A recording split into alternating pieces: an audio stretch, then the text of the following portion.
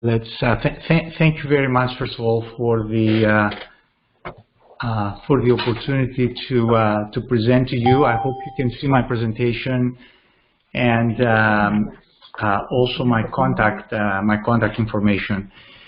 So this is a wonderful time to be talking about mobility. It's wonderful and interesting at the same time, especially because our movement is being constrained for the past almost a year now. Now we focused the work that is presented in the book that I recently published. We focused on urban mobility because of population trends.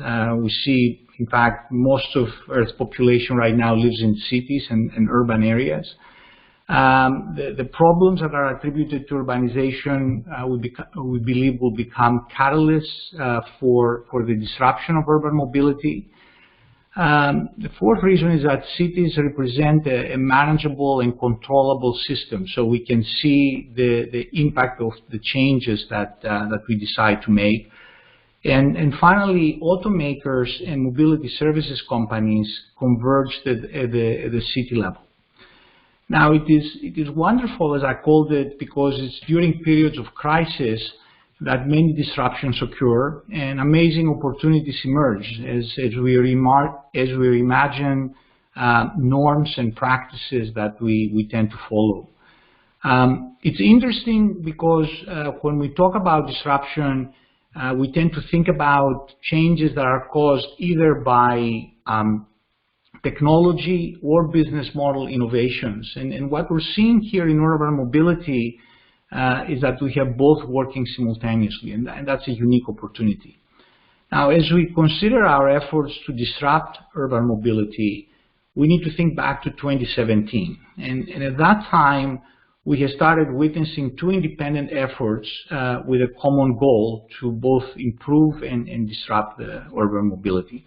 On the one side, you had several companies, including automakers, their suppliers, their technology companies, including many startups, testing automated and autonomous vehicles in several cities around the world.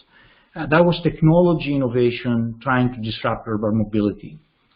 On the other hand, and as a result of the booming economy at that time, a growing number of people in urban areas around the world and across many demographic segments started using a variety of on-demand mobility services for their transportation, services such as Uber and Lyft here in the United States, but also for the delivery of goods, such as Instacart. That was business model innovation trying to disrupt urban mobility. But these efforts were creating new problems while they're trying to address old ones. And these problems necessitate the transformation of transportation. So in this new book with this title, Transportation Transformation, I argue that cities must take a leadership role in ushering new mobility and shaping its impact on the urban environment. Urban transportation must be approached as a system. Cities, automakers, and mobility services companies must collaborate effectively in this system. Number three, any disruption involves transformation, and in order to operate under new mobility, cities, automakers, and mobility services companies will first need to transform. And finally, when successful, the transformed urban mobility environment will give rise to new forms of value and value exchange problems. So let's try to understand now where we are starting from in order to get to this goal state of new urban mobility. Today, in many parts of the world, we approach urban mobility as a collection of silos. Privately owned vehicles represent one silo, public transportation represents a second silo, and on-demand mobility services companies, whether to offer passenger transportation or goods delivery, it's a third silo. This approach impacts how we allocate resources to public transportation systems, the type of and size of the virtual fleets that mobility services companies create, but also the types of vehicles that automakers introduce. This approach also impacts the optimizations each of these constituencies pursues. For example, in order to minimize its losses, a city's public transportation agency may focus its service only in areas of high demand, leaving other parts of the city without actual service. This causes increased use of privately owned vehicles and mobility services that lead to increased congestion, pollution, diminished access to public transportation by many groups that use it, and sidewalk loitering and fewer resources to fix public transportation. In fact, if you see what is happening today in many US cities as a result of the pandemic, it's exactly this. And we're seeing also an increase in purchasing of privately owned vehicles, which obviously is not good for congestion and pollution when life returns back to normal. All of these independent decisions impact the quality of the overall urban mobility experience. Now, in urban areas where we continue to offer mobility under such a siloed approach, we expect three versions of a driverless future. We will expect autonomous vehicles to be offered by automakers. We expect this to start happening over the next 5 years and have a good flow of such vehicles by the end of this decade. We expect to continue seeing public transportation in a variety of modalities, and several of these modalities will become increasingly automated. And finally, we see mobility services companies for passenger transportation and goods delivery also adopting, in many instances, autonomous vehicles being offered. So again, if we continue like this, the only thing that will change will be that several of the vehicles will become autonomous, but the silos will persist. Urban mobility must transform because as metropolitan areas expand, we can no longer afford to continue relying on these silos while trying to address some of these relevant megatrends such as urbanization, aging populations, and climate change. To shape the outcome of the urban mobility disruption, cities must approach urban transportation not as a collection of silos, but as an integrated system that incorporates all modalities used in passenger mobility and goods delivery in a way that optimizes convenience and safety with the right economics. So a system that integrates sensors and intelligence. When we start to approach urban mobility as a system and appreciate its complexity, we realize that only through the collaboration of the constituencies, we can make progress towards providing affordable, safe, and convenient transportation with a great experience for every population segment. Now, new urban mobility will evolve in three phases. We have already transitioned from the mobility services emergence phase, which was in the past decade, and we're now in the fleet formation phase. During this phase, cities will primarily collaborate with mobility services companies and form the first integrated fleets. We will enter the true mobility as a service phase, which we see it as the culmination of this transformation by the end of this decade, the beginning of next decade, by which time we expect highly automated and autonomous vehicles to have entered the urban mobility landscape and be used for both passenger transportation, goods delivery, as well as certain specialized services such as garbage collection and street cleaning. It is during this third phase that we expect automakers to join in the collaboration between cities and mobility services companies. Now, the leadership for creating the right system must come from the city, not only because it is the setting that is being disrupted, but also because we can't expect a company, be it an automaker or a mobility services company, to create a system that provides a city's entire population a mobility that is safe, affordable, and convenient. Experience tells us that the companies will optimize around only a subset of these dimensions in order to benefit the shareholder interest, many of which interests may be antithetical to those of the city's citizens. Now, the ingredients that will be combined in a new urban system include intelligent and highly instrumented transportation infrastructures, vehicles that are automated or autonomous, connected, and electrified, and that's what ACE vehicles stands for, and innovative business models that may not be traditionally associated with transportation.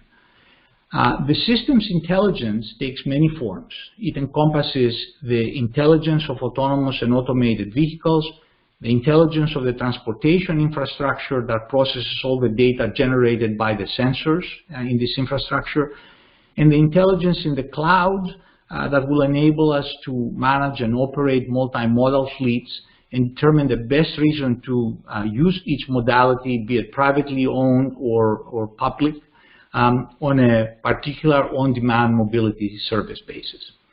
Therefore, technology and business models together and not separately become the dimensions along which the transformation will have to be realized. But let's see actually what is the state of each of these ingredients. Today, most cities are not smart, and we talk about smart cities as the ones that have specific types of infrastructures that enable these advanced transportation concepts. They are characterized by inadequately instrumented infrastructures, inadequate monetization of these transportation infrastructures.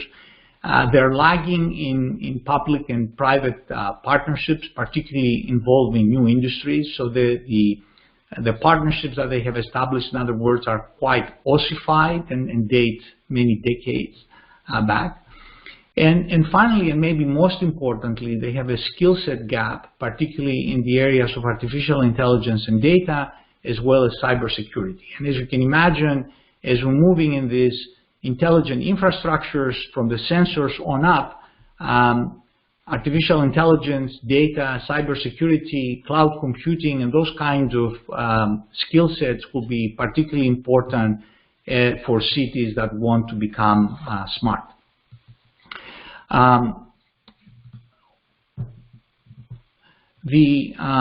Similarly, while autonomous vehicle technology has made big strides over the past few years, we need to improve in three areas. We need technology improvements in order to expand the operating design domains of these vehicles. And by operating design domains, we refer to the environments and the conditions in these environments under which these vehicles can operate, as well as the use cases under which these vehicles will be used. So today, for example, robotaxis, such as the ones that have been introduced by or being tested by Waymo or by Cruise, which is a division of General Motors, is one use case for autonomous vehicles. The second area where we need to improve is consumer trust. In other words, consumers need to be able to trust such vehicles both for their own transportation but also for the delivery of goods.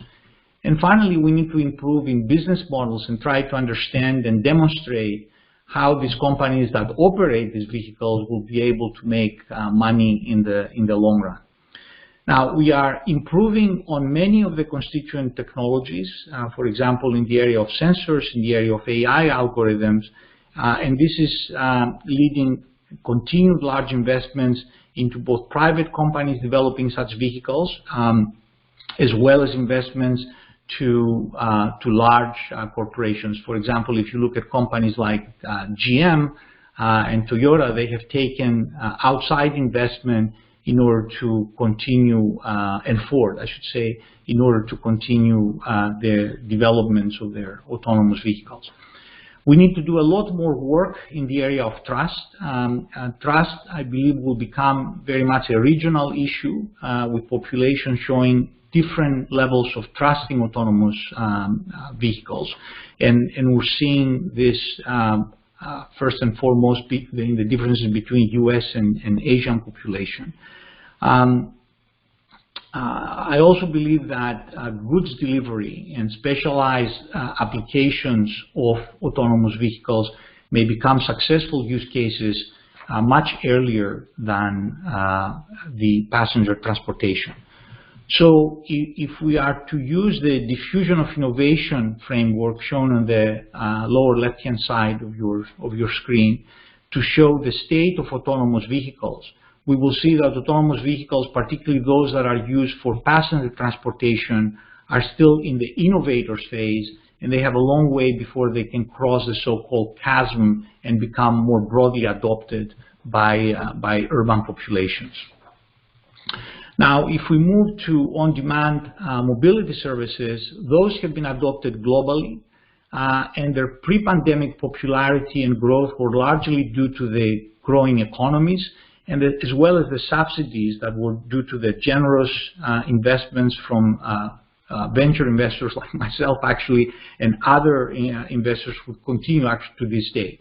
As an example, just in 2020, over $500 million has been invested in private companies offering micromobility. And micromobility is the mobility that is using scooters and bicycles. The growth during the pandemic is due to the exploding adoption of e-commerce in new areas, including restaurant ordering.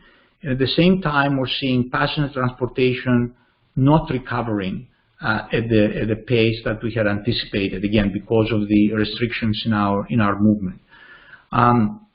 One of the reasons, of course, for the lack of this is the growing adoption of telework by many corporations, and we think that even post-pandemic, some of these practices will remain. Now, mobility services companies offering passenger transportation must provide affordable, safe, and convenient transportation with a consistent user experience. We are lacking in this area. It also needs to be embraced by cities rather than vilified, as we have seen at least in several cities, particularly in Europe. And we need to see consumer usage to support cities' goals. While the adoption of such services is rising, we're not seeing progress in the area of affordability. As many cities are starting to require mobility services companies to treat drivers as employees, these companies are keen in passing the associated higher costs to their customers and further squeezing their drivers. The recent passage of Prop 22 here in California, for which or around which mobility services companies spend over $200 million supporting, is actually not good news in this direction. So if we use the same framework as with autonomous vehicles to see how we are progressing and what is the state of mobility services, we see that while the adoption is farther along than that of autonomous vehicles, they have also not, mobility services also have not crossed the chasm. The pandemic is accelerating the adoption of micromobility in the case of passenger movement, passenger transportation, but more importantly, is accelerating the adoption of goods delivery. Now, new mobility will require automakers or so-called OEMs, mobility services companies, and city governments to transform before they can collaborate. In the book, I provide a framework on how to accomplish these transformations, but we will not cover this today. Automakers and mobility services companies will need to do this while addressing other issues that they're facing, such as the regulation for emissions control, as we're seeing, for example, in Europe. Now, when we think about how cities need to transform, they're starting to recognize that in order to shape the outcome of the disruption in urban mobility, they will need to make changes themselves. And the transformations will enable them to determine how new mobility will address the transportation problems they face, problems around pollution, around congestion, around space utilization, around accidents. For example, here in the US, during 2020, even though we had a restricted movement, we've seen an increase in the number of auto accidents. They also need to transform in order to better manage their resources and identify ways to fund the implementation of new mobility. They need to determine how to regulate without stifling innovation. And finally, they need to decide what they want to be their role in the future of new mobility. We have developed, as I said, this two-dimensional framework that we apply consistently across all three of these constituencies. And we use both business and technology innovation as the dimensions in this framework, and identify the results of the undertaken transformation. So in the case of city transformations that I wanted to talk about today, we see three alternatives depending on what transformations a city decides to take. Now, as a result of transforming primarily along the technology dimension, a city becomes a smart infrastructure provider. Today, over 100 cities globally are determining the role that privately owned vehicles and autonomous vehicles will play in their areas and how those will impact their transportation infrastructures. And they have undertaken projects, in some cases really large projects, such as the one that we're starting to see in Los Angeles, to impact their transportation infrastructures.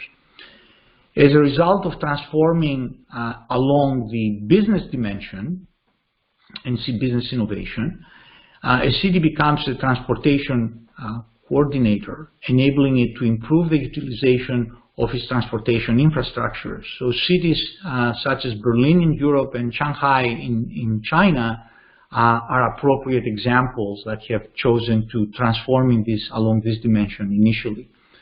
Finally, as a result of transforming along both dimensions, a city becomes a transportation orchestrator and is able to optimize the operation of all mobility resources, both those used for passenger transportation as well as the ones that are used for goods delivery.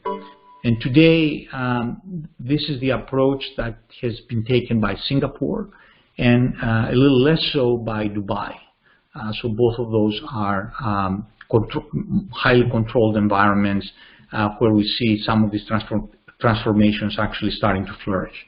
Now, depending on the transformation they undertake, cities will be able to monetize mobility differently. And over time, they may decide to continue transforming along different dimensions, so starting one dimension and move the transformation along a different dimension. Today, some of the emerging collaborations between these three constituencies, in other words, city, automaker, and mobility services company, is here in the US, we're seeing for passenger transportation, we're seeing the partnership between Waymo, Phoenix, and Fiat Chrysler. In terms of goods delivery, we're seeing the partnership between Phoenix and a company called Nuro. And also the partnership between Las Vegas Aptiv, which is a supplier to BMW, and Lyft, which is a mobility services company. If we look along the business innovation dimension, we're seeing Berlin partnering with Daimler on the automaker side, but also a variety of mobility services providers. And then finally, Singapore is partnering very actively with Grab and Aptiv in order to showcase its orchestration capabilities. Now, switching gears for a minute, the new urban mobility model will create a new value chain. So initially, we should say that the value chain that is being used today by automakers has been in existence for about 70 years. And it deals with both the production of the vehicle, which is a very linear value chain, with a very large number of suppliers, and once the vehicle leaves the dealer's showroom, we have the vehicle use value chain, which again tends to be quite linear. Now we're going to move from this value chain. So as we think about mobility as a service, we will start seeing value chains that look more like networks as opposed to linear. And these value chains will likely include both small and large companies from a variety of industries, industries such as telecommunications and entertainment, that have not traditionally worked in transportation. So, for example, even today, you can connect your Netflix account with your Tesla vehicle, and that enables you to consume content, entertainment content in the vehicle. We're going to see much more of that. So Google, for example, is working with Spotify in order to enable the Spotify's audio content to be consumed in the vehicle's cabin. Now, in order to provide this service, the three collaborating constituencies, together with automakers, mobility services companies, and cities, together with partners from other industries, will need to establish a set of processes, some of which will be completely new to mobility, and while others will come from the old value chain. So just to give you a couple of examples, as you may have read recently, GM has started offering, along with Tesla, they've started offering insurance to their drivers because they're able to capitalize on the data that they capture from the vehicles that these drivers drive. Cruise, which is the autonomous vehicle division of GM, has recently hired an executive from Delta Airlines in order to enable it to better manage its fleet of autonomous vehicles. So fleet management, ride management, accident management, these are processes that the traditional automakers have not, or mobility services companies have not dealt with in the past.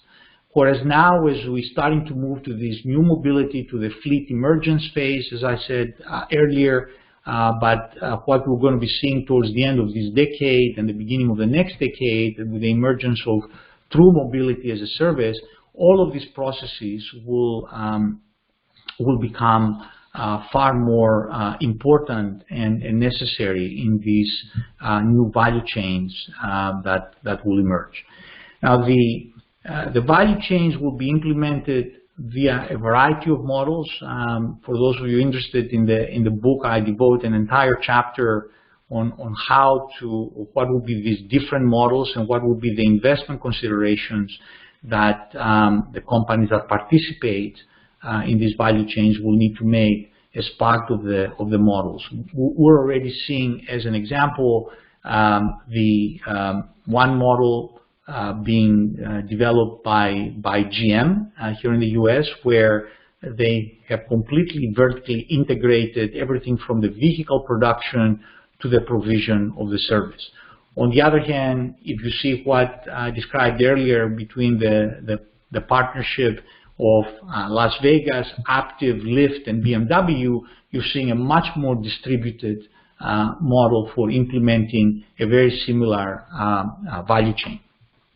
Now, not only the new mobility will give rise to new value chains, but it will give rise to new forms of value. So data. So far, the primary form of value that we have seen in the existing value chain is money.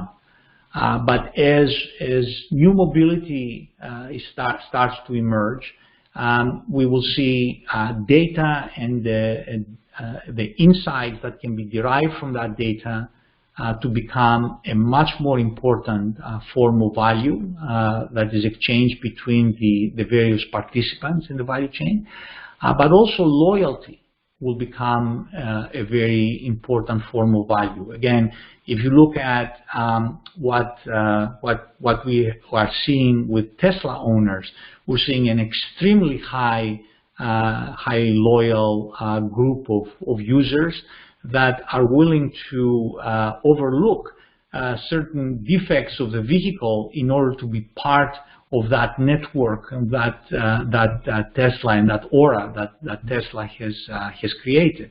And there's a lot of, because they're finding, very much like we've seen with smartphones and other consumer devices, they're finding a lot of value being exchanged between the automaker, in this case Tesla, and the users of its vehicles. So we'll see this more complex exchanges to start taking place among the participants of the value chains. Now, the transformation that will be undertaken by these three major constituencies and the degree in which they decide to collaborate on a city-by-city basis will determine how urban mobility will be implemented in a particular city. We actually foresee three possible scenarios for the world that I described throughout the talk. Under the first scenario, which we characterize it as the US scenario, we see the coexistence of mobility services with privately owned vehicles, or POVs, and diminishing role for public transportation. We're already seeing in many cities in the US that have been known for their public transportation systems, such as New York, Boston, Chicago, Philadelphia, and DC, that the public transportation agencies are running extremely high deficits. I think even here in San Francisco, which is another city that is known for its public transportation system, we'll see cutbacks in service. We're already seeing actually cutbacks in service because of the deficits that the MUNI and other agencies have. Now, we characterize this as the US scenario because the social divisions, the large and growing penetration of privately owned vehicles, and the lower emphasis on funding transportation infrastructures are the dominant characteristics of our geography.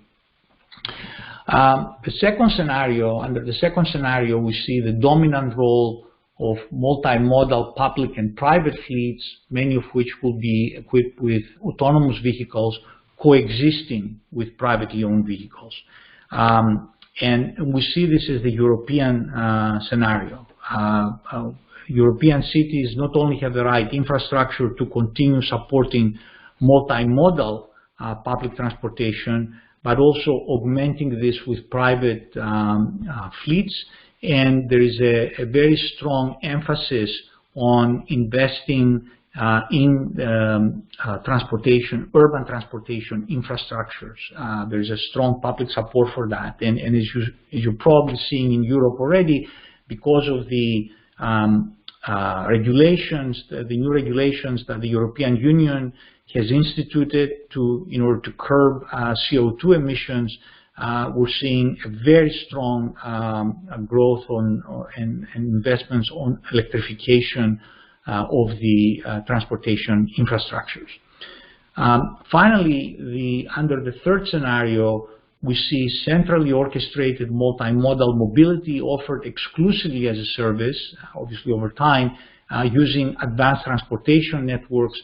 And in many city centers, we will see restrictions of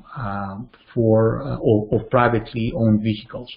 And we see this as the Asian scenario, which will be led by Singapore, as I mentioned before. But of course, Singapore is a small place. Where we see most of this scenario emerging will be in China, and then followed closely by Japan and Korea.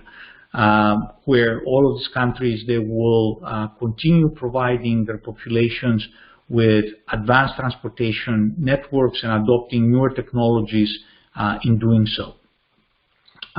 While U.S. is still leading in sensor technology and autonomous vehicle technology, China is catching up fast, including in broader area of artificial intelligence, and is surging actually in battery production and technology, which are keys to vehicle electrification. Now, the value chains and the types of value that will be possible will obviously depend on how each of these scenarios will unfold. So, in conclusion, urban mobility will be disrupted and transformed, and in the process of this transformation, it will enable a driverless future. This transformation requires actually systems thinking as opposed to the silo thinking that we've had to date. And as part of the systems thinking, it requires the collaboration of cities, automakers, and mobility services companies. And finally, new mobility will create new value chains and new value exchange models that will be important both for realizing the various models that I presented today, but also in addressing, as we all hope, the several problems, transportation-related problems that we see in the cities that we live in. Thank you very much.